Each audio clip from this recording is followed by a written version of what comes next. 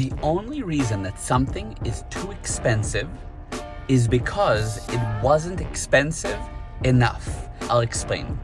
When you've bought something that you wanted and later you go, that's a bit expensive, the truth is it wasn't expensive enough, because now you're not sure if it was as valuable as you originally thought. So you're like, was it worth the price? But if it was really expensive and you made the decision to buy it, you wouldn't think twice, was it too expensive? You might say, oh, it was an expensive purchase, but you wouldn't think twice about it. You don't think twice about the nice car you bought and how expensive it was, because it was expensive enough to now be valuable enough that when you made the decision, it was so worth it that you don't second guess it really. You might think of it, yeah, it was an expensive purchase, but you don't second guess it.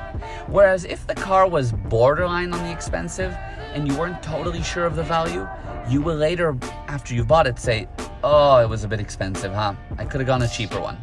Things that are very valuable, that are high quality, are expensive. And once you've bought them, you don't second guess the Gucci belt because you know what you are buying. You don't second guess the Rolex because you know what you are buying.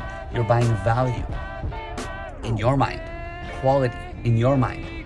So if you are selling a product and your client later says it's a bit expensive, two things. Number one, they might not see the value. But number two, it probably wasn't expensive enough. When you raise your prices, you'll see there'll be less complaints about if it's too expensive, and people will value it more and use it more. This is a mind-blowing, mind-twisting concept. If it's too expensive, it's not expensive enough.